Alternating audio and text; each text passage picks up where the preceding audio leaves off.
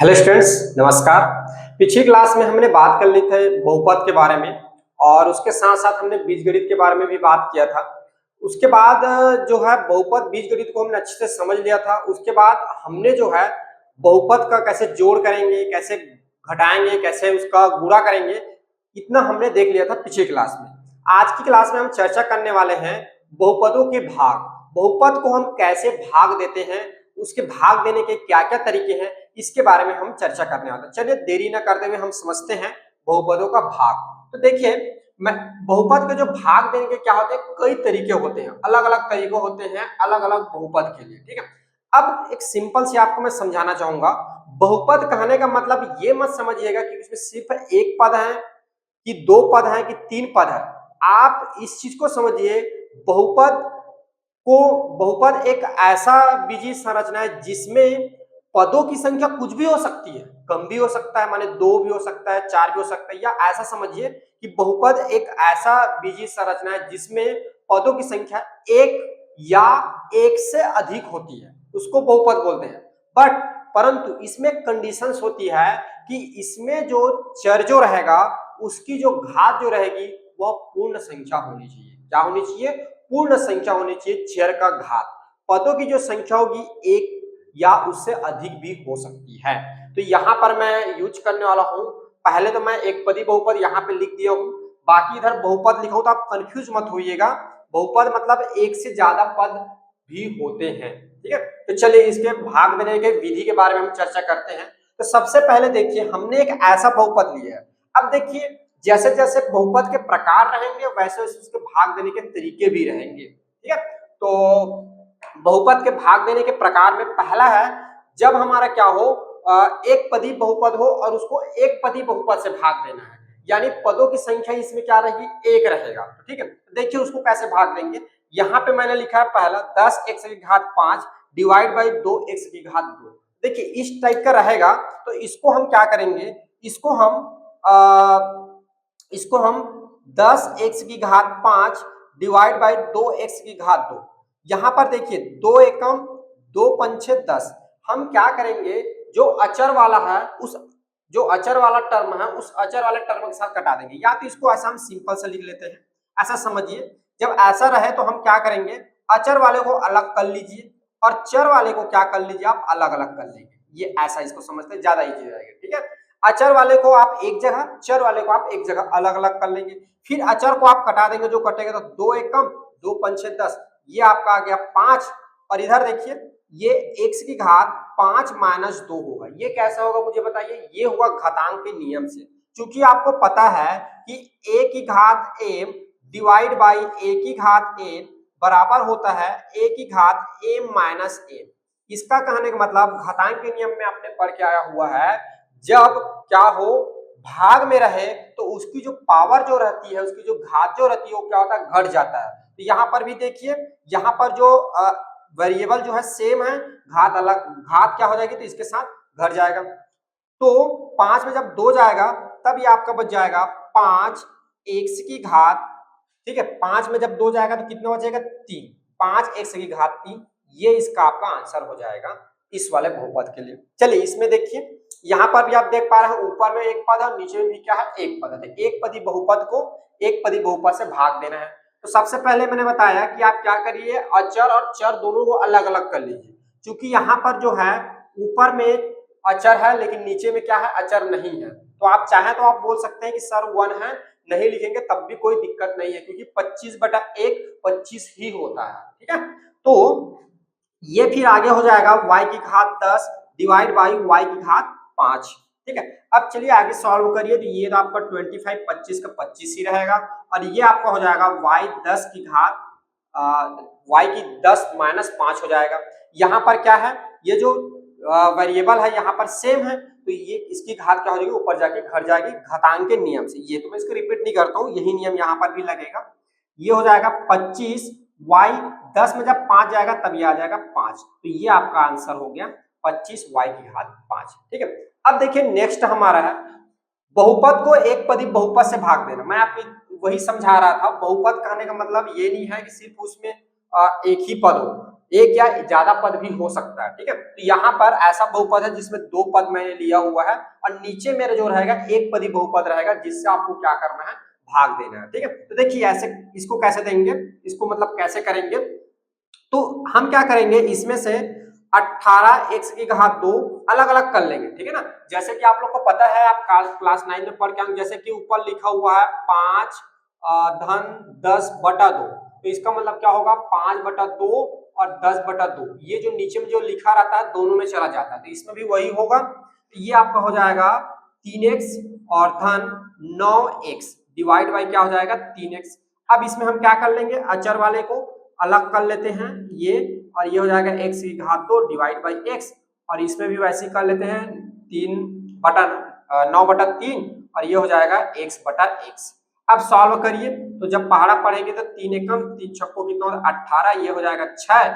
अब ये ऊपर जाएगा, देखिए ऊपर जाएगा तो ये आपको हो जाएगा 2 ऋण 1 धन, ये 3 एकम 3 तिया 9, तो ये हो जाएगा 3x। अब देखिए ऊपर में 1 है और नीचे में भी इसकी घात कितनी है 1 है, तो ये क्या हो जाएगा 1 - 1। तो ये आगे आपका हो जाएगा 6x की घात 2 में 1 जाएगा तो 1 बचेगा, धन 3x की घात 1 में 1 जाएगा तो 0। अब आप जानते हैं घातांक के नियम से कि कभी भी a की पावर जब 0 होता है तब इसकी वैल्यू क्या होती है 1 होता है। तब ये हो जाएगा 3x धन 6x धन 3 और x की घात 0, तो x की घात 0 क्या हो जाएगा 1, और 1 का 3 के साथ जब मल्टीप्लाई होगा तभी क्या हो जाएगा 3। ये आपका हो जाएगा आंसर। देखिए इसके लिए कैसे होगा, इसके लिए आपका हो जाएगा 4x की घात 4, यहाँ ये अलग करेंगे 4x की घात 2 धन 12x की घात 3 डिवाइड बाई 4x की घात क्या हो जाएगा 2। यहाँ पर भी अचर को अलग करिए तो ये आपको हो जाएगा 4/4 और x की घात 4 डिवाइड बाई x की घात 2 धन, ये हो जाएगा 12/4 और ये x की घात 3 डिवाइड बाई x की घात 2। तो आगे आपका हो जाएगा 4 4 कैंसल आउट, तो ये हो जाएगा 1 और इधर आपका क्या बच जाएगा x की घात 4 ऋण 2, इसकी घात 2 है ऊपर जाके ऋण हो जाएगा, और धन 4 एकम और 4 तिया 12, ये हो जाएगा 3 और x की घात 3 और नीचे से जो 2 है ऊपर जाएगा, तो ये हो जाएगा आपका 3 - 2, ठीक है। आगे जब इसको थोड़ा सा मैं ये पार्टीशन कर देता हूँ, ये आगे जब सॉल्व करेंगे तब ये एक का गुणा जब x की घात 4 - 2 तो x की घात 2 हो जाएगा, इसके साथ होगा तो ये आ जाएगा x की घात 2 धन 3 और x की घात 3 - 2 तो ये हो जाएगा x की घात 1, तो ये आगे आपका हो जाएगा x की घात 2 धन 3x। ये इसके लिए हो जाएगा आपका आंसर, ठीक है। देखिए इसके एक और तरीके हैं, एक और सिंपल सा तरीका है, यहाँ पर मैं बता देता हूँ इसके इस वाले का एक और तरीका है। इसी में अगर हम बोलना चाहे तो गुणनखंड करके भी हम निकाल सकते हैं, हालांकि मैंने यहाँ पे आपको गुणनखंड विधि को अलग कर दिया है। एक और तरीके है इसी को भाग देने का, जैसे कि देखिए हमारा प्रश्न है 18x की घात 2 धन 9x को आपको क्या करना है भाग देना है, किससे 3x से आपको क्या करना है भाग देना है। तो यहाँ आप क्या करिए, यहाँ आप क्या करिए ऊपर से जितना उभयनिष्ठ निकलता है आप उभयनिष्ठ निकालिए। तो ऊपर से हम देखें अगर उभयनिष्ठ की बात करें तो ऊपर से जो है आपका उभयनिष्ठ निकलेगा 3 निकाल लेते हैं तो ये हो जाएगा 3, तो ये हो जाएगा 6x की घात 2 धन 3x निकालते हैं, सीधी सी बात 3x निकालते हैं, ये आ जाएगा 6x की घात 1 कम हो जाएगा 6x और ये आपका हो जाएगा 9। अच्छा 3 बाहर निकल जाएगा तो 3 और x, तो ये हो जाएगा डिवाइड बाई 3x। जब ये कटेगा ये तो आपका बच गया क्या 6x धन 3, ये आंसर हो जाएगा। या तो एक तरीका ऐसा है, आप क्या करिए ऊपर से कॉमन निकाल लीजिए और नीचे से फिर उसको कटा दीजिए, कटाने के बाद जो आंसर आएगा वो आएगा। एक तरीका ये है, एक तरीका ये है, इसको आप करके देखिएगा, ठीक है। आप लोग यहाँ पर थोड़ा सा कंफ्यूज ये हो रहे होंगे सर आप उभयनिष्ठ कैसे निकाल रहे हैं। अधिकतर बच्चों को मैंने देखा है कि उभयनिष्ठ निकालने में कंफ्यूजन होती है। तो बच्चों आप ध्यान देंगे, उभयनिष्ठ निकालना कॉमन निकालने का आने का मतलब होता है उसको उस संख्या से भाग देना। जैसे कि मैं एक सिंपल सा आपको फंडा बता रहा हूँ, 15 यहाँ पर लिखा है x, 15x कोई बहुपद है लिखा हुआ है, इससे मुझे क्या करना है 5 बाहर निकालना है, 5 क्या करना है उभयनिष्ठ बाहर निकालना है। तब मैं इसको लिखूंगा, अगर मैं इसमें से 5 उभयनिष्ठ निकालना चाहता हूं तब मैं इसको लिखूंगा 5, ये हो जाएगा 3x। अब मैंने ये कैसे लिखा, ठीक है, मैंने क्या किया 15x से 5 बाहर निकाला तो ये मैंने कैसे लिखा 3x। तो आप समझिए उभयनिष्ठ निकालने का मतलब होता है भाग देना। यानी मैं अगर 15x से क्या कर रहा हूँ, 5 बाहर निकाल रहा हूँ, तो मैं इसको क्या करूंगा, 5 से भाग दूंगा। तो 5 से भाग दूंगा तो कटेगा, तो 5 दिया, ये मेरा आ जाएगा 3x। तब ये जो 3x जो आएगा उसको मैं क्या करूंगा, यहाँ पर लिखूंगा, और जो उभयनिष्ठ निकालूंगा उसी से मैं क्या करूंगा, भाग दूंगा। तो आप देख पा रहे हैं 15x से जब मैंने 5 बाहर निकाला तो उसको 5 से मैंने क्या किया, भाग दिया। भाग देने पर जो आया वो क्या होगा, यहाँ पर लिखा था। ठीक है, तो 15x का जब उभयनिष्ठ निकलेगा तो ये हो जाएगा 5 गुणा 3x होगा। उसी प्रकार मैंने क्या किया, यहाँ पर भी उभयनिष्ठ निकाला, तो जब 3x बाहर निकाला तो 18x की घात 2 को 3x से भाग दिया तो मेरा 6x आया। 9x को जब 3x से भाग दिया तो मेरा कितना आया, 3 आया।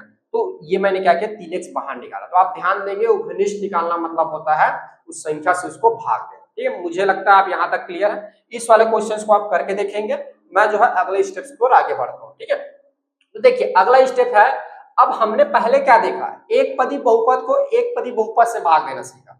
दूसरा फिर हमने देखा बहुपद को एक पदी बहुपद से भाग देना। अब तीसरा जो कि मोस्ट आईएमपी हम बोल सकते हैं, मोस्ट तो नहीं लेकिन आईएमपी है, मोस्ट आईएमपी आपका ये होगा दीर्घभाजन विधि, लेकिन ये भी कहीं न कहीं बहुत बड़ी भूमिका निभाती है इसको सीखने के लिए। अगला जो है बहुपद को बहुपद से भाग देना, ये समझिए कि ये आपका क्लास 10 के सिलेबस में है, अपने को बहुपद से बहुपद को भाग देना सीखना है पूरे आपके प्रश्नावली 1 में। ठीक है, तो चलिए बहुपद को बहुपद से भाग देने की दो विधि होती है, एक विधि होता है गुणनखंड विधि और एक विधि होती है दीर्घभाजन विधि। तो मैं आपको बताना चाहूंगा ये मेथड्स क्यों बनाए गए, ये मेथड्स क्यों बनाए गए, ये विधि क्यों बनाई गई। जब इन विधि से हम क्या कर सकते हैं, ऐसे बहुपद को भाग दे सकते हैं। आपने देखा जब ऊपर में एक पद रहे नीचे में एक पद रहे, या तो ऊपर में बहुत सारे पद रहे नीचे में एक पद रहे, उस केस में इन दोनों विधि का उपयोग कर सकते हैं। जब हम आगे बढ़ते गए तो हमने क्या किया, ऊपर में भी बहुत सारे पद रख दे, अब नीचे में भी बहुत सारे पद रख दिए, तब हमारे लिए समस्याएं आने लगी। तब हमारे लिए क्या आने लगी, समस्याएं आने लगी। तब उसके बाद इजाद हुआ, बना हमारा गुणनखंड विधि। फिर पूरणखंड विधि में भी कुछ समस्याएं आने लगी, फिर बना दीर्घभाजन विधि। चलिए पहले मैं बताता हूं आपको गुणनखंड विधि। एक गुणनखंड विधि में देखिए, अब कई बार क्या होते हैं, कई टीचर्स कई बुक में आपको मिलेगा यही इसी को भी गुणनखंड विधि बोल देते हैं। इसका कारण यह है कि यहाँ पर हम क्या करते हैं, जब 3x को बाहर निकालते हैं तब ये यहाँ पर मल्टीप्लाई होता है, गुणा होता है, गुणा होता है, इसलिए इसको हम लोग गुणनखंड विधि भी बोलते हैं। कई बुक्स में या कई जगह इसको मर्ज करके एक साथ बताया हुआ है। तो अगर हम चाहें तो इसको भी गुणनखंड विधि बोल सकते हैं, बट मैंने आपके लेवल के लिए मैंने इसको अलग अलग किया हुआ है, तो जैसे कि मुझे ठीक लगा उस हिसाब से, बट आपको मैं क्लियर कर देना चाह रहा था इसलिए मैंने आपको यहाँ पे बता दिया। ठीक है, चलिए अब आगे बढ़ते हैं हम। बहुपद को बहुपद से भाग देने में हम देखते हैं गुणनखंड विधि। तो गुणनखंड विधि में आप देखिए इसको कैसे करेंगे, तो यहाँ पर अपने को क्या करना है, अलग करना है। तो यहाँ पर देखिए इसको हम लिख सकते हैं x की घात 2 माइनस, इसको हम लिख सकते हैं 2 की घात 2 और डिवाइड बाई x माइनस 2। अब आपको पता है a की घात a square minus b square क्या होता है, a माइनस b और a प्लस b। आप देख पा रहे हैं कि हमारा जो फार्मूला सेम इसी तरह है, यहाँ पर a की जगह x लिखा है, b की जगह क्या लिखा है, 2 लिखा है। तो हम इसको आगे क्या लिख सकते हैं, इसको लिख सकते हैं x माइनस 2 और ये लिख सकते हैं x प्लस 2, ये ऊपर वाले एक्स स्क्वायर माइनस 2 की घात 2। तो डिवाइड बाई ये आपका हो जाएगा x माइनस 2। अब यहां से देखिए ऊपर नीचे x माइनस 2 क्या हो जाएगा, कट जाएगा, तो हमारा उत्तर आ जाएगा यहाँ पे x धन 2। ये हमारा आंसर हो जाएगा। जब इस बहुपद में ये वाले बहुपद को जब इस वाले बहुपद से भाग देंगे तब हमारा आंसर आएगा x धन 2। ठीक है, कॉमन निकाल के हमने क्या किया, इसको गुणनखंड बनाया, गुणा के फॉर्म में तोड़ा फिर कटा दिया, इसलिए इसको बोलते हैं गुणनखंड विधि। ठीक है, देखिए इस वाले प्रश्न में भी यहाँ देखो इसको कैसे कर सकते हैं, x की घात 5 सॉरी जी 5 लिखता हूँ 2, x की घात 2 ऋण 25, तो 25 को लिख सकते हैं 5 की घात 2 डिवाइड बाई ये हो जाएगा x धन 5। अब देखिए ये इस फार्मूला से क्या हो जाएगा, a square minus B square, तो a माइनस बी है प्लस बी, तब इसको हम लिख सकते हैं a माइनस 5 और sorry x minus 5 x plus 5 divide by x plus क्या हो जाएगा 5। तो x प्लस 5 वाला टर्म ऊपर नीचे है तो कट जाएगा, आपका बच जाएगा x ऋण 5, क्या बच जाएगा x ऋण 5, और ये आपका हो जाएगा आंसर। ठीक है, तो ये हो गई एक ऐसा विधि जिसमें हम क्या करते हैं गुणनखंड। देखिए गुणनखंड का सिंपल सा मतलब होता है गुणा करना। ठीक है, गुणा होना, उसको हम लोग बोलते हैं गुणनखंड। ठीक है, तो इसको हम सॉल्व कर सकते हैं। अब अगला हमारा जो आने वाला है वो है दीर्घभाजन विधि, जो कि मैं आपको पहले भी बता दिया कि क्लास 10th में जो है ये बहुत आईएमपी दीर्घभाजन विधि, आपके बोर्ड परीक्षा की बात करूं या तो आपकी तिमाही अर्धवार्षिक या आपकी टेस्ट परीक्षा की बात करूं, एक क्वेश्चन इससे आते हैं। ठीक है, तो अब हम देखने वाले हैं आपका दीर्घभाजन विधि। बहुपदों की भाग में दीर्घभाजन विधि। तो दीर्घभाजन विधि को समझने के लिए पहले हम एक सिंपल सा उदाहरण लेते हैं, उसके थ्रू समझते हैं कि एक्चुअल में दीर्घभाजन विधि क्या होता है। जैसे कि आपने छोटे छोटे क्लास में जब आप बच्चे थे तब आपने इस तरह का भाग देना आप लोगों ने सीखा होगा। जैसे कि मैं क्या करता हूँ, 25 एक में लेता हूँ, जिसको मैं क्या करूंगा 4 से भाग दूंगा। ठीक है, 25 को मैं क्या कर रहा हूँ 4 से भाग दे रहा हूँ। अब देखिए ध्यान से इस चीज को समझिएगा कि 25 को कैसे हम 4 से भाग देते हैं। जैसे हम इसको भाग दे रहे हैं उसी तरह हम सेम टू सेम बहुपद को भी भाग देंगे, तो इसको समझना हमारे लिए बहुत जरूरी है। ठीक है, तो 25 को मैंने बोला 4 से हमें भाग देना है, तो इस तरह से हम एक साइन बना के ऐसे हम करते हैं। अब इसको भाग हम कैसे भाग देते हैं, तब हम क्या करते हैं 4 का पहाड़ा पढ़ते जाते हैं और कितनी बार पढ़ते हैं कि इस 25 से ज्यादा ना हो, क्या ना हो, इस 25 से ज्यादा ना हो, या तो इस 25 से कम हो या तो इसके बराबर हो। तो चलिए 4 का पहाड़ा पढ़िए, 4 का पहाड़ा पढ़ेंगे, 4 एकम 4, 4 दूनी 8, 4 तीन 12, 4 चौके 16, 4 पंचे 20, 4 छक्का 24, और उससे आगे जब बढ़ेंगे तो 4 सत्ते जो होता है आपका क्या होता है 28, जो कि 25 से ज्यादा है। 4 सत्ते 28 नहीं लिख सकते, तो क्या लिखेंगे 4 छक्को कितना होगा 24। तो 4 का जब 6 बार पहाड़ा पढ़ेंगे तो ये मेरा आएगा 24, और जब इसको घटाएंगे तो ये कट जाएगा और यहाँ पे मेरा बच जाएगा 1। क्या बचेगा 1 बचेगा, या ऐसा बोल सकते हैं ये 0 हो जाएगा और यहाँ पे क्या बचेगा 1 बचेगा। अब चलिए फिर पहाड़ा पढ़िए, तो आप बोलेंगे सर हम फिर पहाड़ा नहीं पढ़ सकते, क्यों?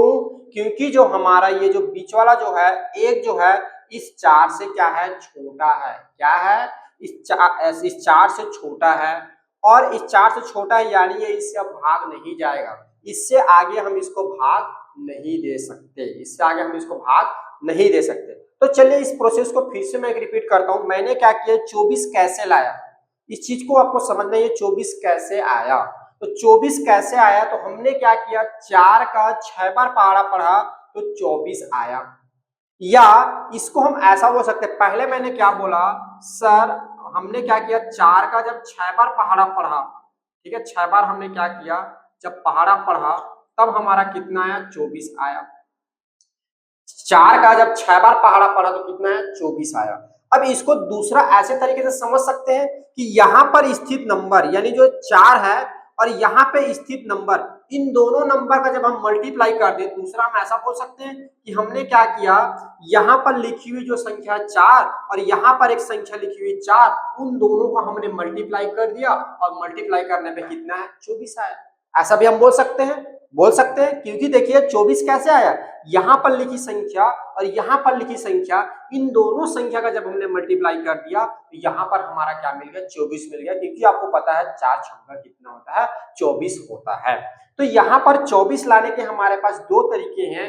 पहला तरीका ये था कि हम पहाड़ा पढ़ते थे और पढ़ते पढ़ते जाते थे और इतना बार पढ़ते थे कि यहाँ पर लिखी संख्या से ज्यादा ना हो, और पढ़ने के बाद जितना बार पढ़ते थे यहाँ लिख देते थे, लिख देने के बाद जितना आता था वहां हम यहाँ पे लिख दिया और घटाने के बाद फिर ये आ गया। अब दूसरा आप ध्यान रखेंगे ये 24 कैसे आती है, यहाँ पर लिखी हुई संख्या कैसे आती है, यहाँ पर लिखी हुई और यहाँ पर लिखी हुई दोनों को मल्टीप्लाई करते हैं, मल्टीप्लाई करके हम यहाँ पर लिख देते हैं। ठीक है, अब देखिए अब बात करते हैं इनका नाम। तो यहाँ पर जो संख्या लिखा रहता है जो बीचों बीच में, इसको हम लोग बोलते हैं भाज्य। क्या बोलते हैं भाज्य, इसको हम लोग बोलते हैं भाज्य। और जिससे हम भाग देते हैं यहाँ पर लिखी हुई संख्या को हम बोलते हैं भाजक। ये हमारा क्या है भाजक, जिससे हम क्या करते हैं भाग देते हैं। भाज्य जिसको हम भाग करते हैं, तो जिसको भाग करेंगे वो क्या 25, किससे भाग देंगे 4 से, तो बीच वाला जो है भाज्य इसको हम लोग बोलते हैं भाजक। और जो नीचे जो बचता है वो हमारा कहलाता है शेष फल। क्या कहलाता है शेष फल। और यहाँ पर जो हमारा उत्तर आता है इसको हम लोग बोलते हैं भागफल। क्या बोलते हैं भागफल बोलते हैं। ठीक है, तो एक बार और पुनः मैं बताना चाहूंगा कि जब भाजक और भागफल का जब मल्टीप्लाई करते हैं, गुणा करते हैं, तो गुणा करने के बाद भाज्य के नीचे हम ये जो भाज्य के नीचे लिखते हैं और लिखने के बाद हम घटाते हैं। ठीक है, तो यहाँ पर ये आपने तो समझ लिया कि कैसे हमने भाग दिया। ठीक है, अब यहाँ पर एक रिलेशन होता है। क्या रिलेशन होता है? भाज्य जो होता है बराबर होता है आपका भाजक गुणा भागफल धन शेष फल का। ये आप याद रखेंगे, ये आप याद रखेंगे। ठीक है, क्या होता है? भाज्य बराबर भाजक गुणा भागफल प्लस शेषफल होता है। भागफल प्लस भाज्य बराबर भाजक गुणा भागफल प्लस शेषफल के बराबर होता है। ठीक है, आप देखिए वैल्यू को मान रखे तो यहाँ पर आ जाए, जैसे कि भाज्य की जगह क्या लिखा है 25, भाजक की जगह क्या है 4, गुणा इसकी जगह रखिए 6, 4 छको कितना होगा 24 और धन एक शेषफल, तो इधर भी 25 इधर भी 25, ये प्रूफ हो जाएगा, दोनों साइड बराबर आ जाएंगे। ठीक है, तो यहाँ पर इस कंडीशन को ध्यान देंगे। अब आपके बुक में जब आगे पढ़ेंगे तो क्या होगा, ये जो भाज्य जो है इसको बुक जो है px लिखता है। आपकी जब पुस्तक में आगे आप देखेंगे तो ये जो भाज्य जो है इसको क्या करता है, ये px लिखता है, इसको जो है ये जो है qx लिखता है, और सॉरी हाँ ठीक pq, और इसको जो है भागफल को जो है gx लिखता है और इसको जो है r लिखता है। ठीक है, ये आपके बुक में जो है इस तरह से आपको देखने को मिलेगा।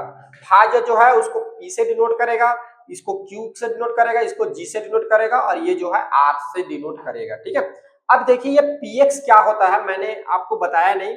px एक्चुअल में क्या होता है, कोई भी जो बहुपद होती है, जैसे कि एक बहुपद मैंने ले लिया x प्लस 9x, तो इसको बताने का तरीका p माने पॉलिनोमियल बहुपद, और x जो होगी इसकी जो होगी वेरिएबल को बताता है, इसमें कौन सी चर है। जैसे कि अगर मैं कुछ ऐसा लिखूं y की घात 5 प्लस 3y, तब ये क्या हो जाएगा, मेरा py हो जाएगा। ये मेरा क्या हो जाएगा py, y इसलिए क्योंकि यहाँ पे y वेरिएबल है, x इसलिए क्योंकि x यहाँ पे क्या है, वेरिएबल है, चर है। ठीक है, तो px इसलिए लिखते हैं क्योंकि यहाँ पर p मतलब ये बहुपद को बताता है। आप बोलेंगे सर क्यों, तो सभी को हम pp लिख देंगे तो कैसे चलेगा, इसलिए अच्छा इस बहुपद को अलग अलग बताने के लिए इसको p लिखते हैं, ये q लिखते हैं, इसको g लिखते हैं। ठीक है, तो p q g ये सब क्या है, बहुपद को बताने के तरीके होते हैं। ठीक है, और x जो लिखा रहता है यहाँ पे, जो चर जो लिखा रहता है वो बताता है कि आगे कौन से प्रकार के चर है। जैसे कि इसमें y है तो y, और इसमें x है तो ये होता है x। तो इस प्रकार के बहुपद को लिखते हैं। तो भाज्य का जो है आपको बुक में px मिलेगा, भाजक को qx और भागफल को gx और शेषफल को r। अब बताता हूं कि ये r क्यों लिखते हैं। r इसलिए लिखते हैं क्योंकि शेषफल का इंग्लिश नाम होता है रिमाइंडर। ठीक है, r इसकी स्टार्टिंग में r है, इसलिए इसको स्मॉल r से हम डिनोट करते हैं, बताते हैं। ठीक है, हाँ तो चलिए अब हम चलते हैं आपके जो उदाहरण 2, बहुपद 2x की घात 2 धन 5x माइनस 3 को बहुपद x माइनस 2 से भाग दीजिए। इसको क्या करना है, इस बहुपद को इस बहुपद से भाग देना है। तो देखिए जब इसको सॉल्व करेंगे हम लिखेंगे, हमारा है दिया गया बहुपद दिया है जिसमें क्या है, आपका जो भाज्य है जिसको भाग देना है px, ये आपको दिया हुआ है 2x की घात 2 धन 5x माइनस का 3, और भाजक जिससे आपको भाग देना है gx, ये आपको दिया हुआ है x माइनस 2, ये आपको दिया हुआ है x माइनस 2। ठीक है, आपका भाज्य है px ये, और भाजक जो है आपका gx x माइनस 2 दिया हुआ है। ठीक है, आप इस चीज को ध्यान रखेंगे कि यहाँ पर जो है, जो बहुपद की जब बारी आती है तो यहाँ पर कुछ नियम लगना स्टार्ट हो जाता है। जब हमने सिंपल अंकों का किया तो यहाँ पर कोई नियम नहीं लगा, लेकिन जब हम बहुपद का करते हैं तो यहाँ पर एक नियम लगता है, एक रूल लगता है। इसको आप हमेशा याद रखेंगे कि क्या होगी, भाज्य व भाजक में चरों का, भाजक में चरों की घात को अवरोही क्रम में रखना है, अवरोही क्रम में रखना है। इस चीज को आप याद रखेंगे। कभी भी जब हम बहुपद को दीर्घ भाजन विधि से जब भाग देंगे तब आप हमेशा इस चीज को याद रखेंगे, भाज्य व भाजक में चरों की घात को अवरोही क्रम में रखना है। यानी जो इसमें चर दिए रहेंगे उसकी आप घात को अवरोही क्रम में। अब आप लोग कई बच्चे कंफ्यूज हो रहे होंगे सर अवरोही क्रम क्या होता है, तो ये होता है घटते क्रम। मैं लिख देता हूं यहाँ पे घटते क्रम। अवरोही क्रम का नाम होता है घटते क्रम और आरोही जिसको बोलते हैं बढ़ते क्रम, ये है घटते क्रम। अवरोही घटते क्रम में लिखना है। तो देखिए इसको मैंने, अब हम बात करते हैं भाज्य और भाजक की चरों की। तो यहाँ पर जब भाज्य और भाजक के चरों का जब अवलोकन करेंगे तो आप देखिए 2x की घात 2 इसकी 2 है, 5x की घात 1 इसकी घात 1 है, 3 कुछ नहीं है। तो कल बताया था x की घात 0 होता है क्योंकि x की घात 0 1 होता है। तो यहाँ पर देखिए 2 1 0 यानी ये क्या है अवरोही क्रम में है। तो इसको अवरोही क्रम में व्यवस्थित करने की जरूरत नहीं है। जीएफ को देखिए इसकी x की घात 1 इसमें कुछ नहीं मतलब 0, ये भी क्या है अवरोही क्रम में है, ये भी क्या है अवरोही क्रम में है। ठीक है, तो भाज्य और भाजक के चरों की घात को अवरोही क्रम में रखना, अगर नहीं है तो रखना है तो रखने की जरूरत नहीं है। अब डायरेक्ट हम क्या करेंगे भाग देंगे। ठीक है, तो विधि का नाम लिखिए दीर्घ भाजन विधि। दीर्घ भाजन विधि, दीर्घ भाजन विधि से। ठीक है, तो ये दीर्घ भाजन विधि कैसे होता है अभी हमने समझ लिया। अब बहुपद के लिए देखते हैं। देखिए तो क्या करेंगे, इस टाइप का ऐसे हम बनाते हैं ऐसे। ठीक है, साइन और बीच में जो है हम भाज्य को रखते हैं। तो हमारा भाज्य है 2x की घात 2 धन 5x माइनस 3। ठीक है, यहाँ पर जिससे भाग देना है, किससे भाग देना है, x माइनस 2, x माइनस 2 को रखेंगे और इधर जो है फिर हम लिखते जाएंगे उसका भागफल। ठीक है, अब देखिए अब जो मैंने यहाँ पर आपको बात बताया कि ये 24 कैसे आया। पहला तरीका हमने पढ़ा, दूसरा तरीका हमने क्या किया, यहाँ पे जो संख्या लिखी हुई है और यहाँ पे जो संख्या, उन दोनों को मल्टीप्लाई करके हमने यहाँ पर लिखा। तो जो दूसरा वाला जो तरीका बताया उसी तरीके का इसमें यूज करना है, इसी तरीके का इसमें उपयोग करना है। अब आपको इसको देखना है, इसको ये 2x की घात 2 को देखना है। अब देखिए अब इसके जो प्रारंभिक में x लिखा हुआ है और यहाँ पर 2x की घात 2 लिखा हुआ है, तो इस x के साथ मैं किसका मल्टीप्लाई करूं कि मुझे 2x की घात 2 मिले। आप सोचिए, तो सबसे पहले तो मुझे 2 चाहिए तो मैं 2 का मल्टीप्लाई करूंगा। दूसरा x की घात 2 है लेकिन यहाँ पर x की घात 1 है, तो मुझे x की घात 2 चाहिए, तो यहाँ पर मैं क्या करूंगा, x का गुणा करूंगा, मल्टीप्लाई करूंगा। ठीक है, अब चलिए इन दोनों का मल्टीप्लाई करिए और मल्टीप्लाई करके यहाँ लिख दीजिए। तो 2x का मल्टीप्लाई करेंगे तो ये हो जाएगा 2x की घात 2 और ये आपका क्या हो जाएगा ऋण 2x का जब 2 के साथ मल्टीप्लाई होगा तो ये आपका हो जाएगा 4x और इसको आप क्या कर दीजिए, घटा दीजिए। आपको पता है जब घटाते हैं तो इसकी जो चिन्ह जो होती है वो चेंज हो जाएगी, ये माइनस और ये वाला चिन्ह क्या हो जाएगा, प्लस हो जाएगा। ठीक है, तो 2x की घात 2, 2x की घात 2 ये जो है माइनस प्लस की वजह से क्या हो जाएगा, कैंसल आउट हो जाएगा। 2x की घात 2 में माइनस 2x की घात 2 करेंगे तो क्या हो जाएगा, पूरी से कट जाएगा, कैंसल आउट हो जाएगा। ठीक है, यहाँ पर देखिए 5x और नीचे क्या है 4x, दोनों जुड़ेगा तो ये आपका हो जाएगा 9x और ऋण ये आपका आ जाएगा A to Z, यहाँ पे सीधा ये आपका बच गया है, ये यहाँ पे क्या आ जाएगा 3x। ठीक है, उतर जाएगा नीचे, जैसे कि भाग करते हैं तो उतारते हैं नीचे में, वैसे ही क्या हो जाएगा नीचे आ जाएगा। अब यहाँ पर देखिए, अब यहाँ पे क्या है 9x और यहाँ पे क्या है x, तो 9x कैसे आएगा, जब इसमें हम क्या करेंगे धन 9 का जब 9 को गुणा कर देंगे, कौन सा वाला प्लस वाले 9 का जब गुणा कर देंगे तब यहाँ पे क्या आ जाएगा 9x आ जाएगा। करिए 9 का जब इसके साथ मल्टीप्लाई करेंगे तो ये आपको हो जाएगा 9x माइनस, और 9 का जब 2 के साथ मल्टीप्लाई होगा तो 9 दूनी ये आपको हो जाएगा 18। अब देखिए यहाँ पे प्लस कैसे लिख रहा हूँ, ये चिन्ह को भी ध्यान देना ना, प्लस 9 का x के साथ तो प्लस का 9x आएगा, और ये प्लस है, ये प्लस है, ये माइनस है, तो प्लस माइनस माइनस, और 2 का जब मल्टीप्लाई 9 के साथ होगा तो 9 दूनी क्या हो जाएगा 18। अब इसको आगे जब सॉल्व करेंगे तो इसको घटाएंगे तो इसकी चिन्ह बदल जाएगा, ये माइनस और ये वाली क्या हो जाएगी प्लस, तो ये हो जाएगा आपका 9x, जो क्या हो जाएगा ये माइनस प्लस हो कट जाएगा। अब देखिए यहाँ पे ऋण 3 और क्या धन 18, ऋण 3 और धन 18 हो गया। आपको मैंने कल बताया जब चिन्ह विपरीत तो हमेशा घटेगा, तो 18 में क्या होगा 3 घटेगा तो क्या आ जाएगा 15, और देखिए कौन सी संख्या बड़ी है धन वाला, तो ये आपका जाएगा धन का 15, जो कि चिन्ह को लिखने की जरूरत नहीं है, आप डायरेक्ट 15 लिख सकते हैं। ठीक है, अब देखिए अब इससे आगे और भाग दे पाएंगे क्या, नहीं, क्योंकि आप देख पा रहे हैं ये है, यहाँ पे क्या है x माइनस 2 है और यहाँ पे क्या है 15 है, यहाँ पे चर है लेकिन यहाँ पे चर क्या है गायब हो गया है। जैसे कि इस वाले केस में हमने तब तक भाग दिया जब तक शेषफल इस 4 से छोटा ना हो गया, छोटा हो गया यानी हमने उसको शेषफल कर लिया। लेकिन यहाँ पर आप देखेंगे कि इससे ये तो छोटा हो जाएगा घात में, इसमें चरों की घात में, चरों की घात में बहुपद को दीर्घ भाजन विधि से तब तक भाग देना है जब तक शेषफल जो होगा, शेषफल में जो वैल्यू जो रहेगी भाजक के चर की घात से कम ना हो जाए। तो यहाँ पे भाजक जो है इसमें चर की घात देखिए, चर की घात कितनी है? एक। कितनी है चर की घात? एक। और यहाँ पर देखिए चर की घात कितनी है? 0। अगर इसमें मैं चर की घात की बात करूं कितना हो जाएगा? 0। और इसमें बात करूं कितना हो जाएगा? 1। तो क्या ये नीचे वाला बड़ा है? नहीं, नीचे वाला क्या है? छोटा है। इसमें आपको चर की घात को देखना रहता है और इसमें जो है संख्या को देखना रहता है, काम वही करना है। यहाँ पे कैसे लाते हैं? यहाँ पे नंबर लिख के इनका मल्टीप्लाई करके लाते हैं और इसमें जो है भाड़ा पढ़ के लाते हैं। ठीक है, अब देखिए यहाँ पर हमारा अंतिम आंसर क्या आ जाएगा। तो ये तो हमने बता दिया। अब यहाँ पर देखिए भागफल। ठीक है, हमारा जो भागफल है gx, सॉरी थोड़ी सी मैंने यहाँ पे कंफ्यूजन कर दी थी। ये एक्चुअल में मैं जी पहले आता है ना, सॉरी जी पहले आएगा और ये आपका हो जाएगा qx। थोड़ी सी मैंने गलती कर दी थी। ठीक है, सॉरी।